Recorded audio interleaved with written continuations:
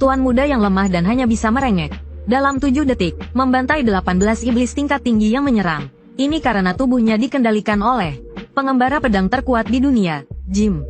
Ia berpikir bisa menang dengan kemampuan pedangnya. Namun pertarungan baru setengah jalan. Dan tubuh mudanya sudah tak sanggup lagi. Apa dia sudah tak sanggup mengangkat pedangnya? Di depan semua orang, Jim melakukan sesuatu yang tak terduga.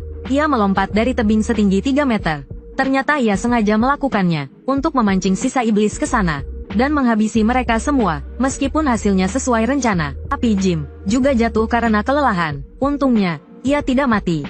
Setelah beristirahat sejenak, ia mencoba berdiri. Namun, begitu berdiri, tubuhnya terasa sakit sekali. Ini pasti akibat terlalu memaksakan tubuh. Jim tak berani bergerak lagi. Ia pun mulai mengenang masa lalu. Saat Jim masih kecil, keluarganya mengalami bencana dahsyat. Kecuali dirinya, hampir semua kerabatnya terbunuh. Keinginan balas dendam mendorong Jim untuk menjadi kuat, hingga ia menjadi salah satu dari 7 petarung terkuat. Namun, saat ia hampir membalaskan dendamnya, rekannya tiba-tiba menyerangnya dan membunuhnya. Tapi untungnya, Tuhan memberinya kesempatan kedua. Ya, ia terlahir kembali dengan kekuatan masa lalunya. Saat itu, ketukan pintu mengganggu ingatan Jim. Seorang wanita berpakaian pelayan muncul. Ia membanting baskom berisi air ke atas meja. Urusan melawan musuh itu, serahkan saja pada pelayan. Kau tahu betapa khawatirnya aku? Belum sempat ia selesai bicara, Jim memeluknya erat. Meskipun rasa sakit yang hebat membuatnya gemetar, ia tetap memeluknya erat. Senang sekali bisa bertemu denganmu lagi. Beranda, dia adalah guru pribadi Jim. Di kehidupan sebelumnya, di masa kecilnya yang tragis, Beranda adalah salah satu dari 2 cahaya dalam hidupnya. Namun, orang yang begitu penting ini hilang saat keluarganya hancur. Jim memeluknya selama beberapa menit. Sebelum akhirnya melepaskannya, ia tak sabar menceritakan semuanya padanya. Dengarkan, keluarga kita akan segera menghadapi bencana dahsyat. Beranda hanya tersenyum lembut, dan kembali merapikan tempat tidur. Jelas ia tidak menganggap serius perkataan Jim. Dengarkan, ini sangat. Belum sempat ia selesai bicara, Beranda langsung memotongnya. Kalau kamu terus berulah seperti ini, aku akan kirim kamu ke Jandali. Tidak tahu terima kasih. Jim terdiam mendengar beberapa kata itu. Setelah tenang, Beranda tiba-tiba membahas festival musik minggu depan. Itu kesempatan bagus untukmu, dan adikmu, Elena, untuk baikan. Seharusnya ini hal yang menyenangkan. Tapi Jim malah membelalakkan matanya ketakutan. Karena menurut ingatan kehidupan sebelumnya, Elena akan terbunuh di festival musik itu. Jim mengambil foto mereka berdua di atas meja, seolah membuat keputusan penting dalam hatinya. Tapi saat itu, pintu tiba-tiba terbuka. Wajah yang familiar muncul. Elena, tanpa ragu, Jim memeluknya. Aku kangen kamu. Lalu dia menepuk-nepuk bajunya dengan jijik. Minggu lalu kamu bilang muak dengar napasku. Kepalamu terbentur, ya? Jim menutupi dadanya dengan canggung. Di kehidupan sebelumnya, dia memang benar-benar brengsek. Tapi kata-katanya itu membuat keduanya tercengang. Aku tidak salah dengar, kan? Tuan muda minta maaf, kepalanya pasti terbentur. Jim berusaha menggerakkan tubuhnya untuk membuktikan dia baik-baik saja. Tapi tubuhnya tidak menurut. Dia langsung merasakan sakit yang luar biasa. Ya, waktu kamu digotong kembali juga seperti ini. Elena dan Beranda tersenyum nakal. Melihat ekspresi mereka, Jim tidak marah, malah merasakan perasaan lain. Benar saja, banyak hal indah yang terlewatkan di kehidupan sebelumnya. Terlalu banyak. Tapi saat itu, ketukan pintu mengganggu pikiran Jim. Yang datang adalah 2 pengawal pribadi Elena. Mereka memanggilnya untuk membantu pekerjaan. Melihat Jim kebingungan, Beranda berkata dengan kesal, akhir-akhir ini kekurangan tenaga kerja. Tidak semua orang bisa bersantai sepertimu. Saat mereka hendak keluar, Jim mengutarakan ide yang aneh. Aku juga mau bantu. Serius, tuan muda mau bantu? Kepalanya pasti terbentur. Namun, niat Jim baik, tapi para pelayan ketakutan melihatnya. Khawatir jika membuat kesalahan kecil akan dipukuli. Hal ini malah menurunkan efisiensi kerja. Begini caramu memperlakukan orang yang mau membantu?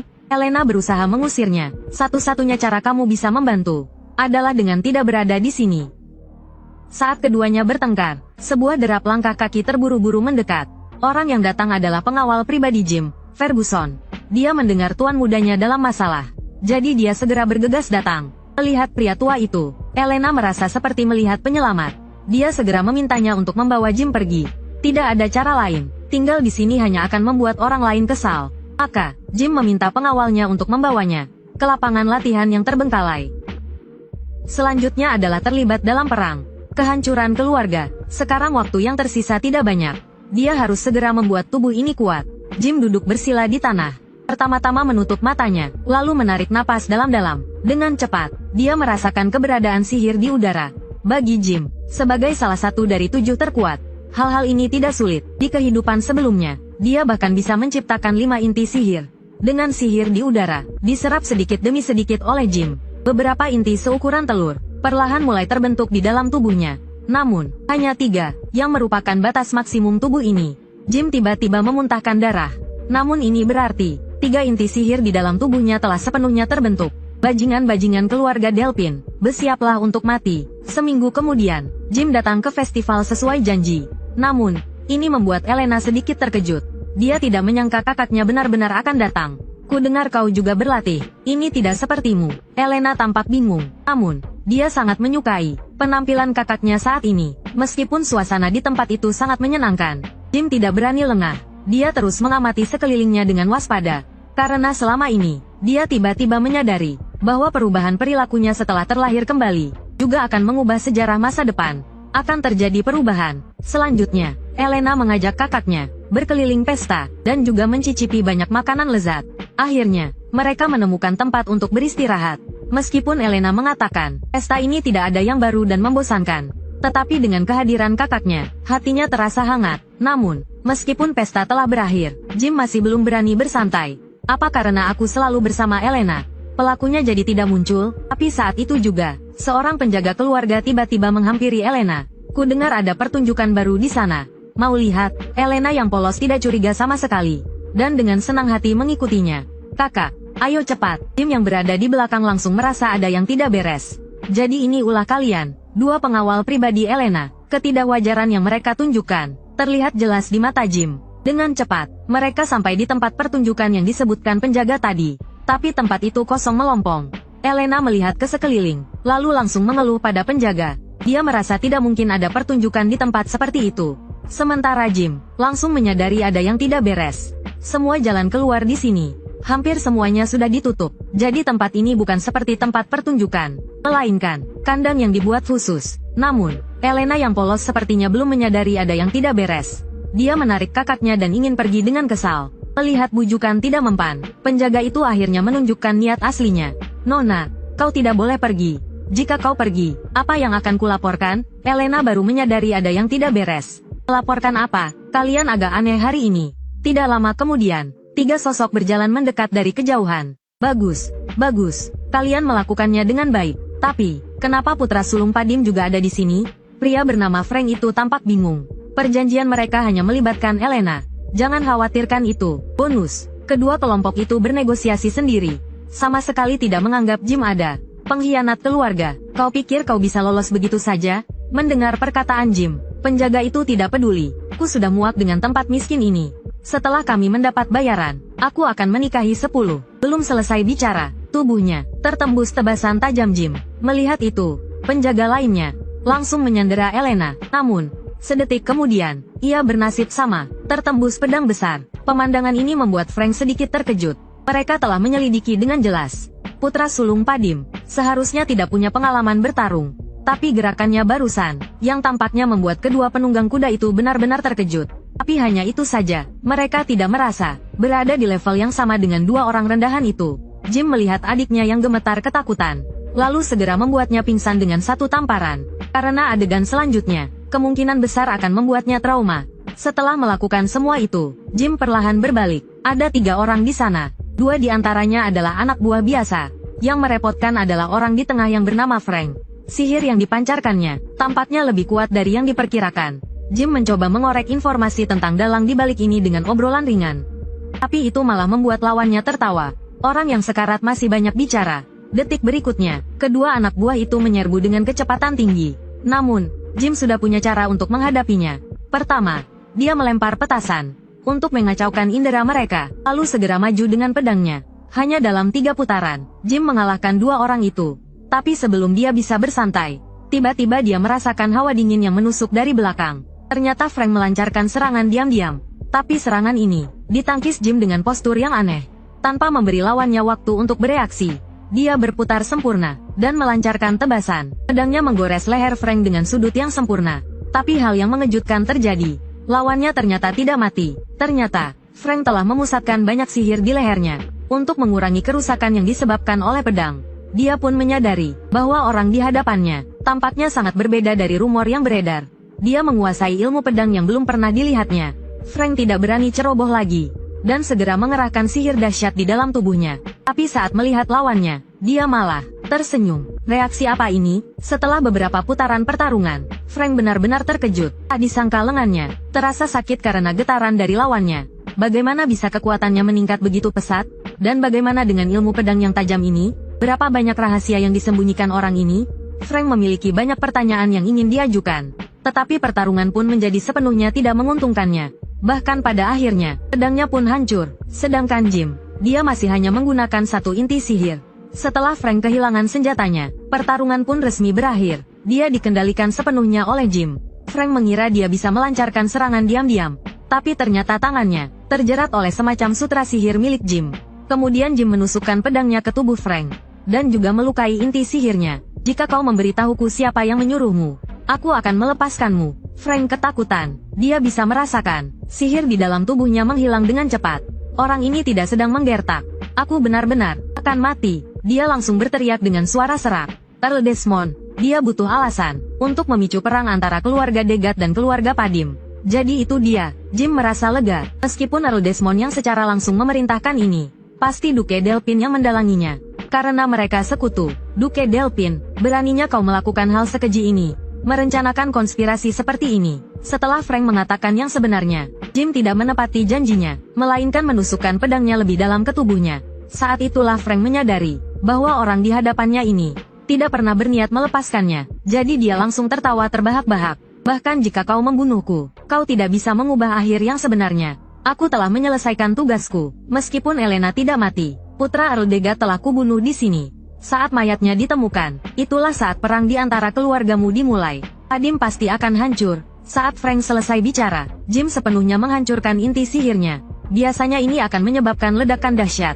Tapi Jim punya cara lain, yaitu mengubahnya menjadi kembang api. Setelah memastikan bahayanya hilang, Jim langsung memuntahkan darah, lalu berlutut. Karena dia memaksakan diri untuk melakukan semua ini. Tubuh ini sekarang terlalu lemah. Sialan. Di kehidupan sebelumnya, aku bisa menggunakan 3 inti sihir sekaligus tanpa masalah.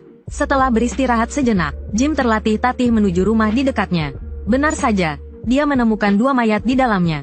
Tidak diragukan lagi, itu adalah putra Earl dan pengawalnya. Jika ini ditemukan orang lain, dia tidak akan bisa menjelaskannya. Jadi Jim mengambil lilin, dan membakar tempat kejadian hingga bersih. Lalu menggendong adiknya dan bergegas pergi. Tapi tanpa sepengetahuannya, lawannya masih punya satu rekan yang belum muncul. Dia segera melaporkan kejadian ini. Rencana kita gagal. Begitu kata-kata itu terucap, mereka tidak percaya. Satria tingkat tinggi, Frank, gagal mengurus seorang gadis kecil yang tidak tahu apa-apa. Putra tertua Padim ikut campur. Dia menggunakan teknik pedang aneh yang belum pernah kulihat.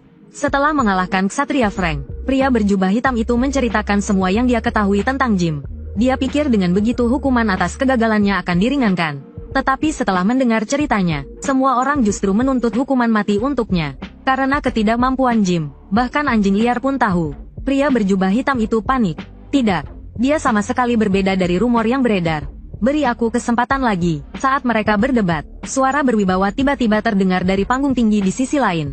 Kesempatan seperti apa yang kau inginkan? Aku akan mengurus Jim. Dalam hati pria berjubah hitam itu, sudah ada rencana yang sempurna. Kali ini, Jim Padim pasti mati. Di sisi lain, setelah Jim pulang ke rumah, dia terus berlatih di ruang latihan. Dia mencoba menggabungkan teknik pedang murni dengan sutra sihirnya untuk mempertahankan kekuatan bertarungnya sambil mengurangi penggunaan inti sihirnya. Karena benda itu menimbulkan kerusakan yang tak terkira pada tubuh mudanya saat ini. Setelah diberitahu oleh Ferguson tua, Jim pergi ke ruang makan. Sambil menunggu makanannya dihidangkan, dia melihat wajah adiknya yang cemberut. Aku bilang orang yang menyelamatkanku adalah kakak, katanya. Mereka tidak ada yang percaya. Jim pun merasa tidak berdaya. Sebelum dia terlahir kembali, citra ketidakmampuan tubuh ini sudah tertanam kuat. Tapi itu tidak masalah. Selama Elena masih hidup, itu sudah cukup. Jim menundukkan kepalanya. Dia tahu meskipun dia telah menghentikan perang untuk sementara, musuh masih akan kembali. Saat Jim berpikir, seorang pelayan datang mendorong kereta makan. Anehnya, dia hanya memberinya sepotong kecil kue. Apakah ini hidangan penutup sebelum makan? Kelihatannya enak. Belanda tersenyum pahit. Tidak, Ini makanan utama. Kita sudah tidak punya uang untuk membeli makanan. Saat Jim tertegun, tiba-tiba terdengar keributan dari lantai bawah. Dia segera membuka jendela dan melihat ke bawah. Terlihat sekelompok orang datang dengan marah. Dan banyak dari mereka, bahkan membawa senjata. Jim bingung. Sementara Belanda tampak biasa saja. Aku sudah tahu mereka akan seperti ini. Jelasnya dengan pasrah. Dia menjelaskan, karena insiden penyerangan terhadap Helena, festival musik yang seharusnya berlangsung selama seminggu, dihentikan setelah hanya 1 hari. Dan yang paling terdampak, adalah para pedagang di festival musik. Jadi mereka mau memberontak. Jim menunduk. Situasi di wilayahnya, lebih buruk dari yang ia bayangkan. Ia tak bisa membiarkan ini berlanjut. Jim segera memanggil Ferguson tua. Ia mencoba memintanya mengirim pasukan untuk menenangkan massa. Pasukan? Kita tidak punya pasukan. Ferguson tua tampak malu. Sebagian besar pasukan berada di perbatasan kekaisaran. Melawan monster. Jim tersenyum kecut. Untungnya, hanya ada 2 hal yang tidak ada di sini. Yaitu ini tidak ada, dan itu tidak ada. Ia menghela napas pasrah. Lalu diam-diam ia menarik beranda ke samping. Kau kan bendahara? Ya, ambil uang pribadiku. Gunakan untuk menenangkan para pedagang itu. Tapi beranda hanya tersenyum, lalu kembali mengucapkan kata yang familiar itu.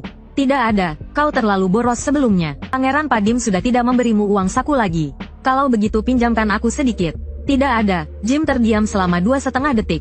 Lalu ia benar-benar menyerah. Semuanya langka di sini. Meskipun ia tahu apa yang akan terjadi di masa depan, ia tidak bisa mengubah apapun. Aku butuh uang. Saat Jim sedang berpikir, seorang prajurit bergegas masuk. Tuan muda, ada masalah besar. Ia bahkan tak sempat bernapas.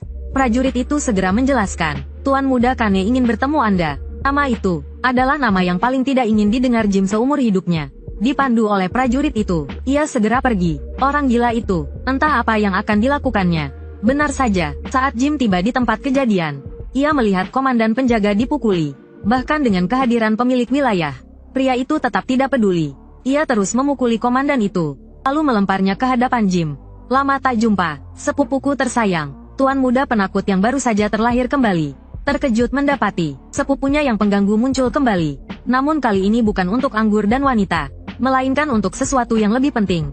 Bunuh sepupumu, Jim. Jika kau bisa menyelesaikan tugas ini, Yang Mulia akan sepenuhnya mendukung keluargamu. Lago. Astaga. Dia kan sepupuku.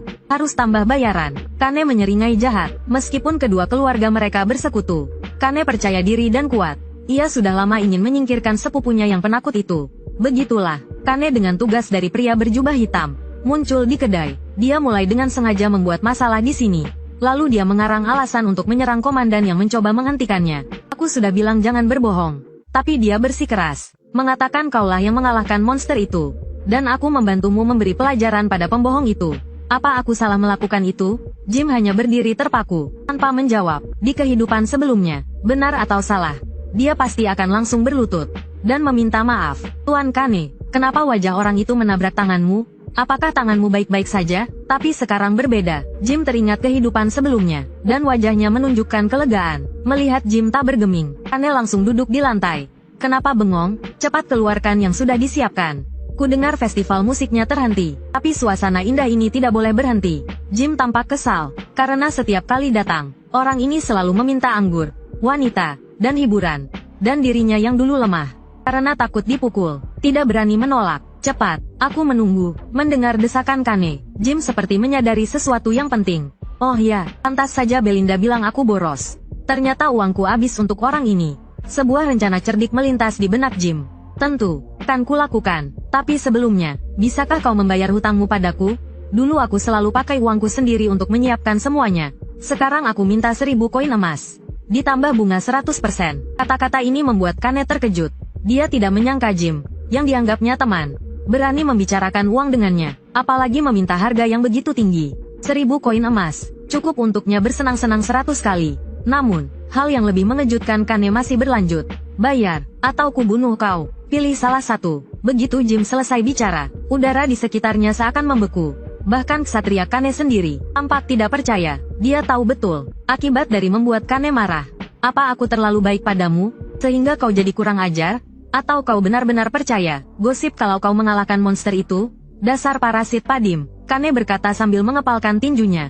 Lalu dengan kecepatan tinggi, dia melayangkan sebuah pukulan. 2 pukulan, dihindari oleh Jim. Semua orang tertegun, tapi itu belum berakhir. Jim tidak hanya menghindari serangan, tapi juga membalas. Meskipun pukulan kedua ditangkis, tepat saat itu, Kain berlutut dengan keras di tanah, dan mulai batuk-batuk hebat, seolah-olah menderita luka serius. Jim terkejut, dia tidak menggunakan banyak kekuatan. Bangun, jangan berpura-pura, serangan seperti itu tidak mungkin melukaimu. Meskipun Jim tahu Kain berpura-pura mati, semua orang yang hadir melihatnya dengan jelas. Tuan muda Jim memukul Tuan muda Kain dan menjatuhkannya. Kalian semua lihat, menyadari reaksi orang-orang. Jim langsung mengerti apa yang dia rencanakan. Kau ingin bermain seperti ini, ya? Aku ladeni. Sementara Kain masih bangga dengan aktingnya. Bagaimana aktingku? Sempurna. Ini akan membuat opini publik menyalahkan Jim, dan cukup untuk memenuhi syarat duel. Namun, saat Kain mengeluarkan sarung tangannya dan hendak menantang Jim berduel,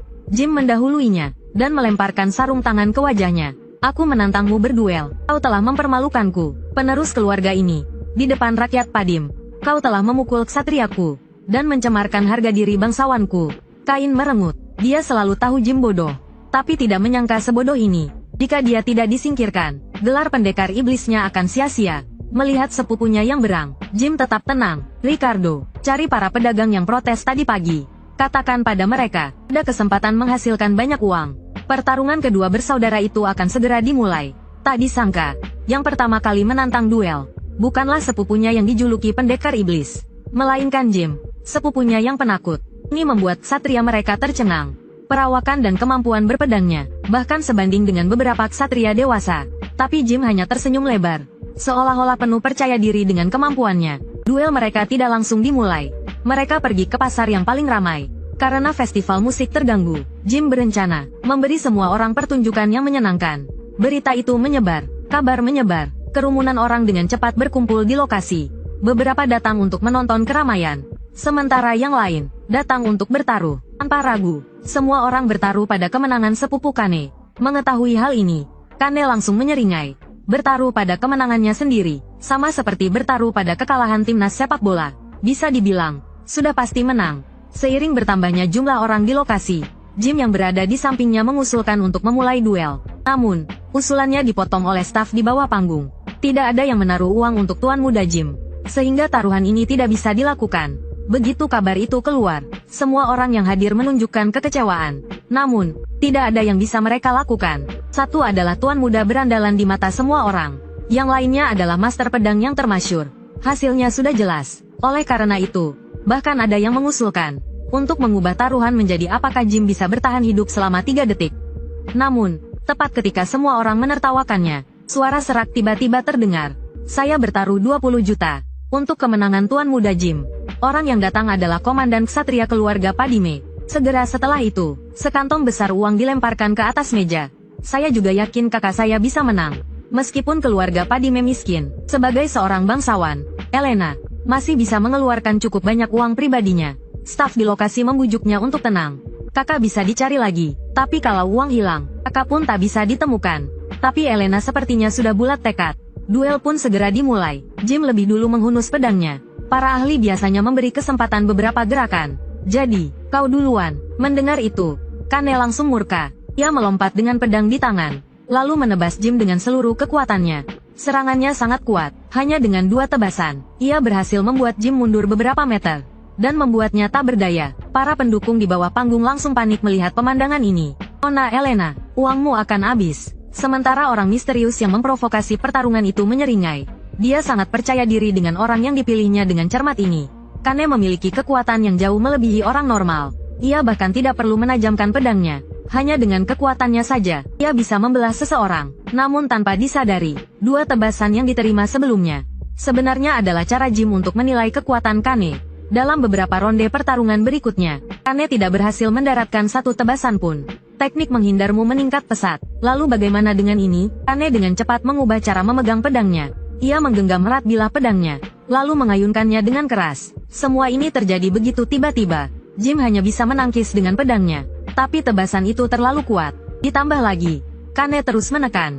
Jim terpental puluhan meter. Meskipun sudah mendengar tentang kekuatan Kane, adegan ini tetap membuat semua orang tercengang. Dari ketinggian seperti ini, jatuh berarti mati. Permainan berakhir. Jim. Namun, saat Jim jatuh, dia segera memusatkan sejumlah besar mana di kakinya. Lalu, dia mengerahkan kekuatannya. Dengan kecepatan yang luar biasa, dia melesat ke arah Kane yang belum sempat bereaksi. Pedangnya menyayat tubuh Kane, tetapi tidak ada darah yang terlihat. Orang ini, dia menggunakan mana untuk meningkatkan kemampuannya. Jim perlahan berdiri. Ilmu pedangmu payah. Kau pikir dengan menunjukkan kekuatan terbesarmu, lawanmu akan takut? Biar aku yang membuka wawasanmu. Kane yang dinasihati merasa amarahnya kembali memuncak. Dia mengangkat pedangnya, siap untuk menebas sepupunya. Tidak pantas kau menggurui aku. Saat pedang Kane jatuh, Jim melompat menghindar. Lalu, dengan memanfaatkan putaran tubuhnya, dia meninggalkan 3 luka di tubuh Kane. Kane marah dan menyerang lagi. Tapi kali ini, Jim tak hanya menghindar, tetapi juga menginjak pedang Kane. Tanpa ragu, Jim langsung mengayunkan pedangnya. Pedangnya menyayat leher Kane dengan cepat dan tepat. Tuh kan, aku bilang Kak Jim pasti menang.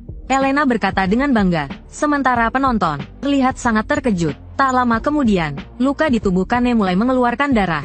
Darah merah menyembur keluar. Tapi Kane segera menyadari bahwa lukanya tidak dalam, tidak cukup untuk membunuhnya. Apa dia sengaja melakukan ini? Dan, kenapa ilmu pedangnya tiba-tiba menjadi begitu kuat? Kane mendongak dan bertemu pandang dengan Jim.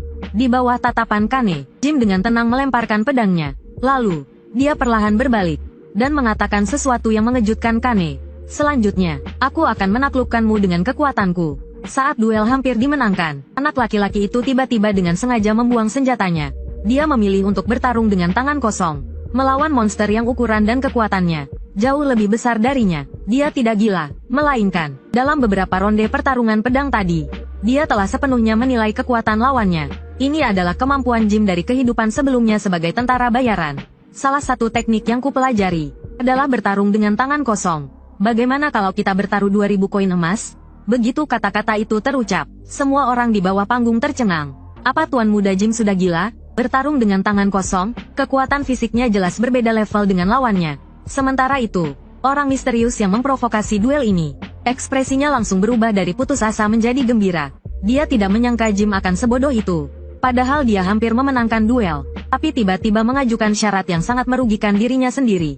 Menantang kekuatan fisik Tuan Muda Kane, itu sama saja dengan menantang maut. Badut, tangan kosong, wajah Kane langsung muram. Menarik, dia melepas mantelnya yang beratnya 40 kg.